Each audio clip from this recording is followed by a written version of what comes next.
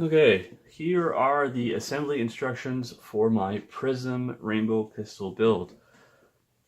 For the sake of making this video shorter, I've gone ahead and done some prep work, which includes drilling and tapping this hole in the front of the plunger rod, filing this notch, drilling the hole for the priming handle, drilling all the holes in the plunger tube, as well as gluing the reducing bushing and dart stop into the front, and gluing the parts of the suppressor that needed glue. All of the details on the steps that I took to get here are in an album of images in the description of this video, as well as in the description of the Thingiverse page for these files. Because I wanted as few screws visible in the final product, it means that putting these parts together can be kind of confusing, so I wanted to focus specifically on the assembly. So I'm going to start with the plunger tube. The first thing we're going to do is smear some grease onto the inside of the plunger tube. I'm just going to use a stick and a little bit of white lithium grease to put some in there. And the next thing I'm going to do is grab a M4 by 20 bolts and a 3/16 fender washer. Fender washer goes into the front of the plunger head. If you don't have a similar washer, you could probably just use a coin, drill a hole through the center of the coin, and then use that as your plunger head washer. The washer is only there to just provide more strength to the 3D printed plunger head to make sure the spring doesn't just destroy it.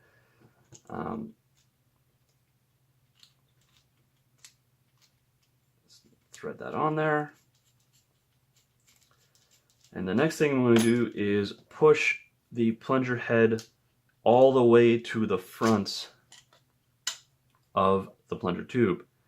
The next thing I want to do is, since right now you can just rotate the priming handle any which way, I want to make sure that the priming handle, the flat spots of the priming handle are in line with the bottom and the top of the plunger tube. You can tell which sides are the bottom and the top based on these two holes that are closer together. Also, the bottom has 5 holes. There's an extra hole here. The top has 4 holes. So again, I just want to make sure that I'm basically spinning the plunger head to make sure that it's in line, so the next time I put the plunger rod in, I don't have to worry about the alignment of the plunger head. So now I'm going to remove the plunger rod from the plunger tube. I can get that in there.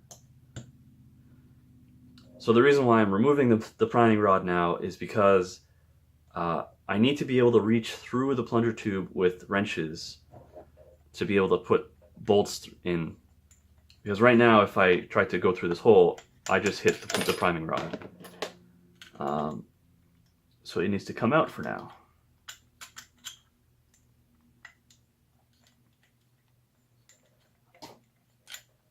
Come on. There. Okay. So the next thing I'm going to do is I'm going to grab these 2 M3 by 10 countersunk bolts. And those go into these 2 holes in the plunger tube. This is the bottom. But they have to go in from the inside. So I'm going to put one on the end of my screwdriver and just push it through like that.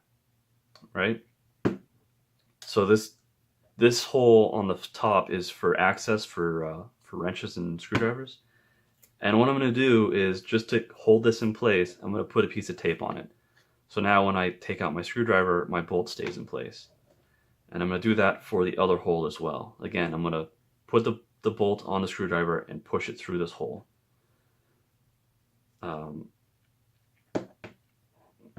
This one.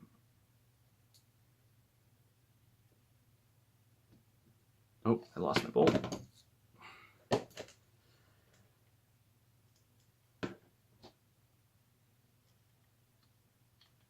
There we go. And And again, I'm going to put a piece of tape on this just to hold it in place for now. The reason to do this is because the next step is to put the spring into the plunger tube, and the spring gets in the way of putting the bolts in through this hole, and it just makes it a giant pain to get them in there and lined up. So the tape is just holding them in for now. They'll be bolted into the frame later. The next step is to put the catch and the catch block into the plunger tube. So the catch block has 4 holes on the front. These 4 holes line up with these 4 holes in the plunger tube. The catch slides in and out of the catch block, but one side has a hole. So this means that this hole needs to line up with the bottom of the plunger tube here. You can kind of see like this will bolt into here, and this is where the bolt that goes into the catch goes through the plunger tube. So I'm just going to try to push that in. Again, it's important that you line up these two things, these two holes to these 2 holes.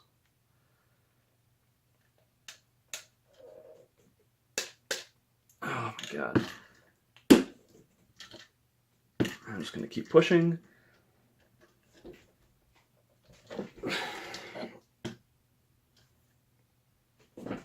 I think I'm going to push with a hammer, maybe? Okay. Oh, this print is a little bit tight in my PVC, but that's fine.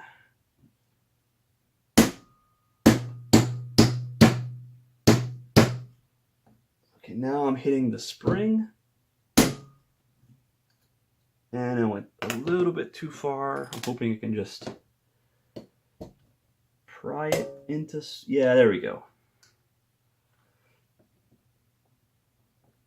Can I get that to move? Maybe. Yeah, so I'm just using a wrench to get into the screw hole and then wrenching it over just to get it in place. That looks good. So next step is I'm going to grab 4 of these M4 by 10 set screws and bolt the catch block in through these 4 holes. These have a hole in the end of them to fit onto a wrench, and I'm just going to thread them all into each of these holes. And I'm going to thread them in all the way until they are flush with the outside of the plunger tube. It's a little tight.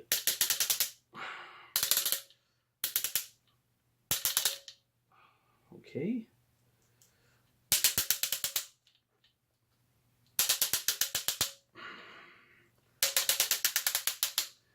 Man, that's tight.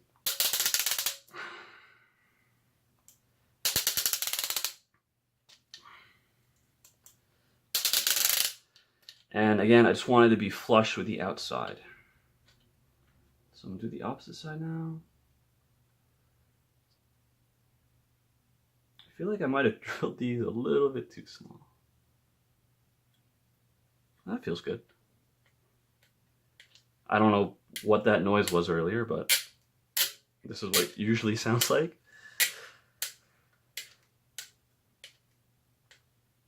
Again, it's going to be flush. Here's the bottom one.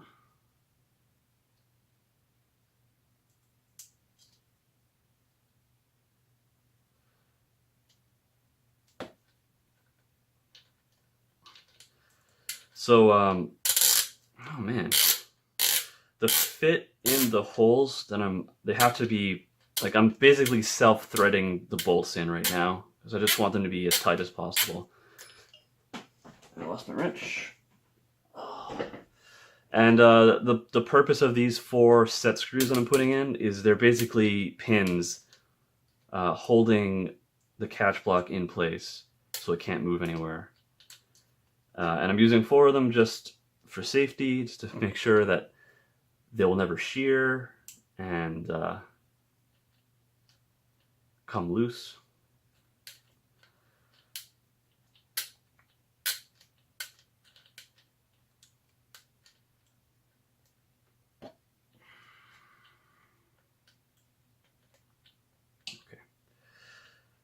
So next, I'm going to install the spring for the catch. And I'm doing that with a M3 by 16 bolt. This is a spring from, it's either a lock or a catch spring from a retaliator. And this is just a tiny aluminum washer. So you just want a washer that has a tight fit on your bolt, so your spring can't accidentally slip past the washer, and those go on like that. So that the spring will push against the washer, and that'll push against the plunger tube. So the real key here is you don't want the bolt that's screwing into the catch to rub against the sides of this hole whatsoever, because you don't want any extra friction or anything. So this is why the washer comes in handy, because then your bolt can just go straight into the catch without rubbing against the PVC, and then the spring will, or the washer will hold back the spring, so it doesn't just it doesn't need to sit against the side wall of the PVC. Okay.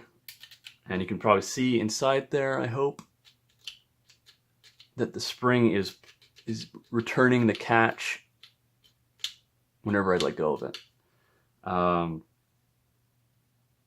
So now, what I'm going to do is grab the frame, and this will sit on top of here like this. Yeah.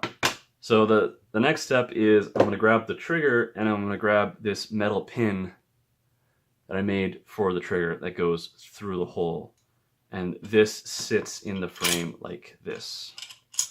The metal pin is just a piece of a nail that I cut off to length. So nothing really fancy there, it's just a little bit of cutting. And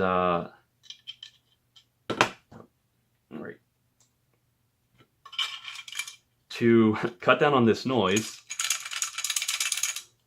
from the trigger just bouncing around in the frame, I'm just going to grab a piece of a dart and cut off slivers like this.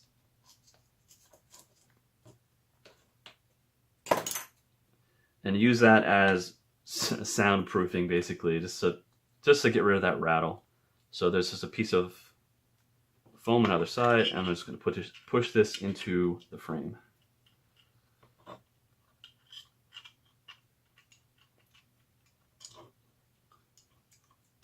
So now there's no noise from the trigger shaking, at least unless I grab it, but it's much better than it was, right? I don't need this. So the next thing I'm going to do is I'm going to thread these 2 bolts into the frame, and they thread into these 2 holes right here. So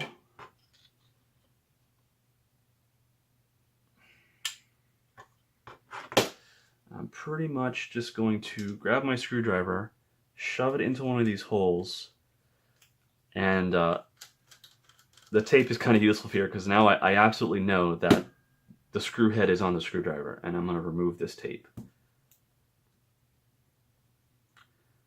Again, the tape is only there to hold the bolts in place, because putting them in while there's a spring in the way is really annoying. And I'm just going to thread that in just a couple turns. So now it's holding on, and now I'm going to put my screwdriver in through the other hole to grab the other bolt. rip off this tape and try to get that other bolt also started. And again, this is, you can't really see a whole lot because the catch block's in the way and the spring's in the way, and you just have to feel to get the other bolt in.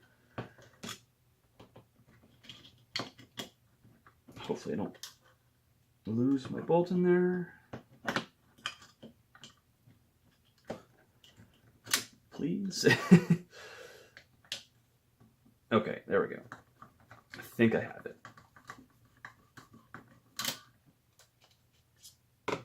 Yes. Okay, so now I'm just going to hold down the plunger tube without screwing these two bolts all the way in, and I'm just going to feel the trigger to see if there's any slop. I could potentially undo these two bolts and then adjust how deep the bolt that's attached to the catch is that has the spring, because you don't have to bolt it in all the way. But that feels good to me. Again, there's very little trigger travel in this design, and you can see that when I pull the trigger, the catch moves up and down, which is exactly what I want. So now I'm just going to put my screwdriver into these holes again, and see if I can get onto that head of the bolt. I do. I'm gonna grab a flashlight. That doesn't help at all.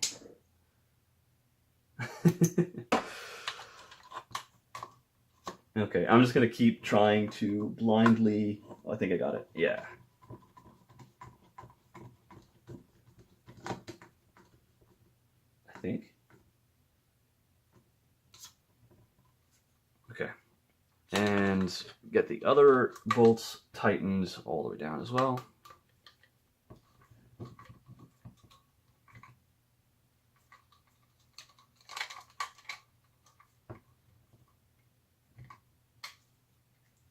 So now that feels pretty solid. The next step is I'm going to grab an M4 by 16 bolt, and this bolt threads into this hole right here just in front of the catch block. So again, I'm just going to, this one's a little bit easier to thread in because you don't have to force it through, like blindly through a hole. Oh, great. Okay.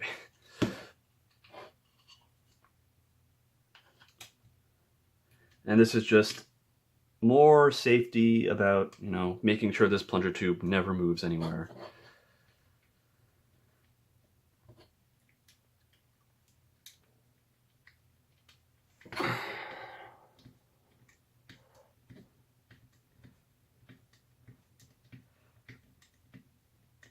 And after this bolt is all the way in, then the plunger tube is attached to the frame pretty much permanently. And there you go. It's very solid. Again, just to check that the catch moves up and down when I pull the trigger, which is exactly what I want. And I guess I could test at this point by shoving in the plunger rod. So now when I try to push it in, it doesn't move unless I pull the trigger, and then it slides in, and that's the spring pushing the catch into the notch on the plunger rod. So now it's locked, and if I pull the trigger again, I can move it. I'm gonna leave that out for right now. Next step is to bolt on the rear cap of the slide. This, again, these two holes, you see this notch at the bottom is just to avoid this bolt. And it just slides on the back. The holes line up with the holes in the side of the frame. This is, or the side of the plunger tube. This is where the last two M4 by 10 set screws are used. They thread into here and just kind of pin the back in place, holding it there. I should use the other side of the wrench.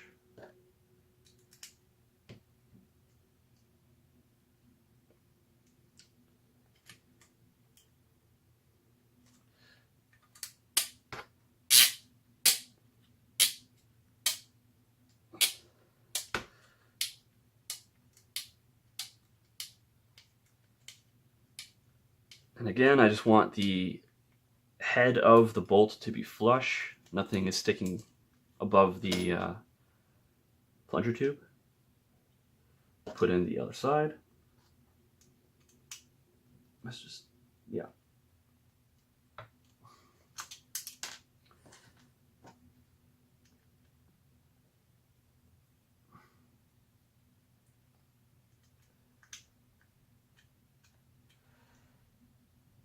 Okay.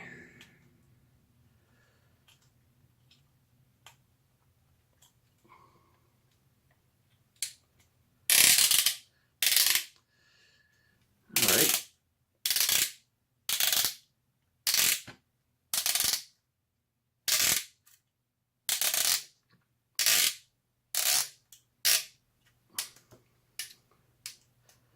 There you go. And now I can just slide these cosmetic parts all the way over. This is why it's important that there's nothing sticking above the plunger tube. I think this one could probably go a little bit deeper.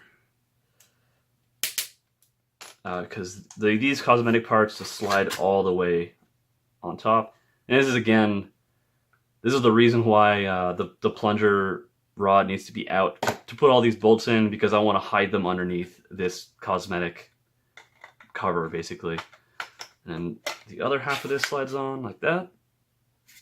And the last part of the slide is the front. And this goes on the front like that. And it holds the plunger rod down with this. There's a little lip, if I can get this out again. There's a little lip on the inside of this that just barely grabs onto the front of the plunger tube. And it just helps hold it down in place. And I found that that is perfectly adequate for just holding it down vertically. And then this bolt here is a M4 by 12 bolt. It goes through the front.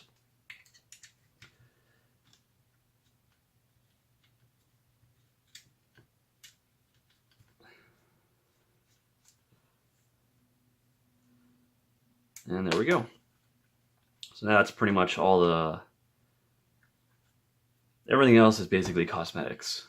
So the suppressor can go on and off like that. Here's a trigger guard. I am going to glue this on later, but the basically all you need to know about the trigger guard is, this is assuming like my printer's too small to print these three parts as one piece. You really want to make sure that this area right here is as smooth as possible, and there's no like parts of the printer of the guard that's like sticking out and it's sharp, because obviously you can never get your finger in here to feel any rough area because the trigger's in the way, and your fingers will spend a lot of time in this little groove rubbing against the trigger guard, and so you don't want to make sure that that's sanded and feels nice before you glue this in if you printed this separately. And again, it's like it fits in there really well once you do a little bit of sanding. I think I have to trim like this very edge a little bit. Just for the sake of the video, I'm just going to leave that in for the rest of there and glue it in later. At this point, I can put the priming rod in for good. So let's do that. So the notch faces upwards. Goes into the catch block. Again, I have to pull the trigger to get it past the catch. And this is why at the very start I emphasized making sure that the plunger head was rotated correctly, because now I can't spin the priming rod anymore. So getting it positioned correctly early on is helpful. And yeah, so now I'm just going to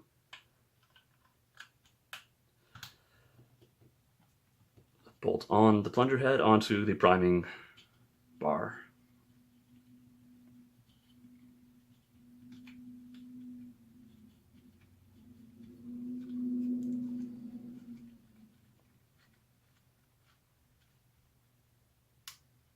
Just like that. And now I should be able to prime the blaster. For the sake of the video, I'm going to put a short dart into the barrel, put the barrel on, and over here. There you go.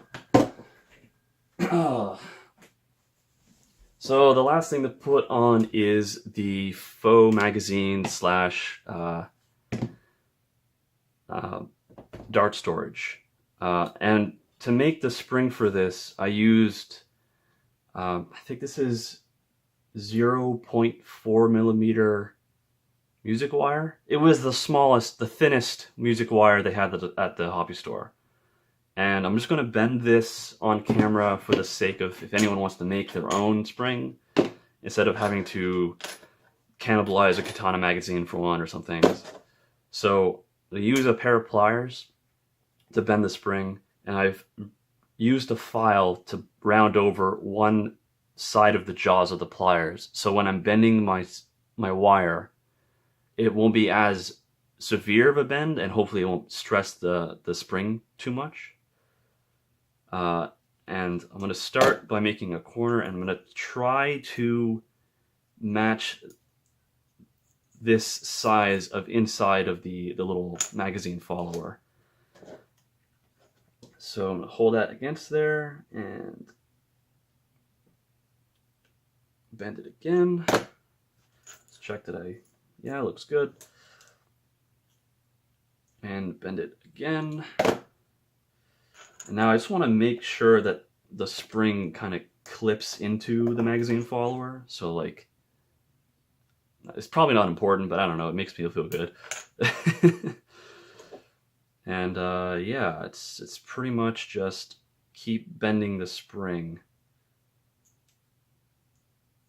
So now I'm gonna do that.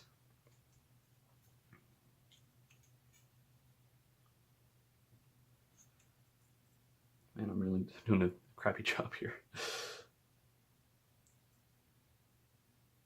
Okay. I'm going to bend it this way. And bend it this way. And then use my fingers to like spread out the coils. Of course, I'm making the spring square, so it's because that's how it fits in there better, I guess.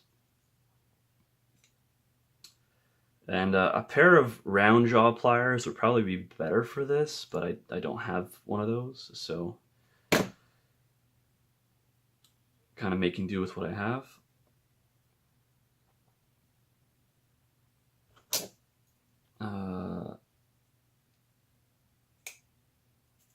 Okay, come on.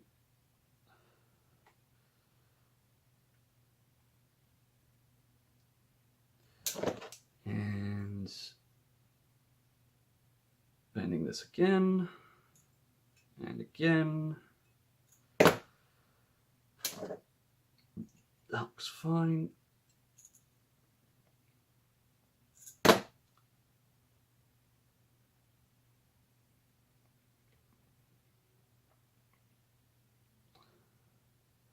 I think that might be enough. Well, another turn.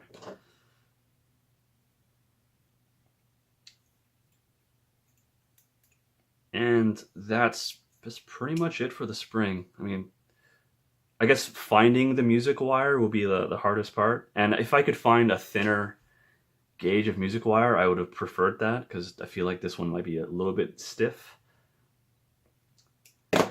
But yeah, so just shove that into the plunger head. See if that'll stay in there a little bit. Yeah.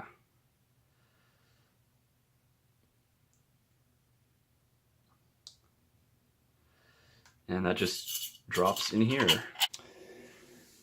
Okay, my phone decided to stop recording, so I'm going to talk about this again. Sometimes the dart follower in the magazine will bind. But basically I found that if you just sand the rails that the follower sits on, you get it to run smoother. Over time I found that even just the use of it will wear it down and get it to run smoother. And I've never actually had it bind while I'm playing with just forcing darts in and out of the magazine, which the way I like to do it is to point the dart forward and push in with my thumb. The magazine holds 5 short darts, like that. You can hopefully see that. Yeah. And while I'm playing, I like to put my thumb right here in the groove and use my fingernail on the front of the dart and move my entire hand backwards to grab a dart, which I can then force into the front of the barrel. So again, pretty seamless. So yeah, that's pretty much all of it. Now I guess the video cut off when I bolted this on. These 2 bolts on the bottom are M3 by 16 millimeter bolts. Again, sorry, my phone just decided to stop recording, but I was basically done anyway. Hopefully, thank God it didn't happen halfway through. So yeah, thanks for watching. Okay, so turns out that a K26 has enough force to shear off the epoxy I used to glue in the reducing bushing into the PVC. And this whole barrel attachment thing was coming out the front of my plunger tube. So just to make sure that doesn't come out anymore, I drilled 3 holes in here with everything in place, and then used 3 more of these M4 by 10 millimeter set screws and threaded those in and kind of pinned everything in place. And now everything stays where it should be. It doesn't like try to break itself whenever I fire it. So yeah, kind of a interesting thing that I learned today. And this all just goes back together as usual.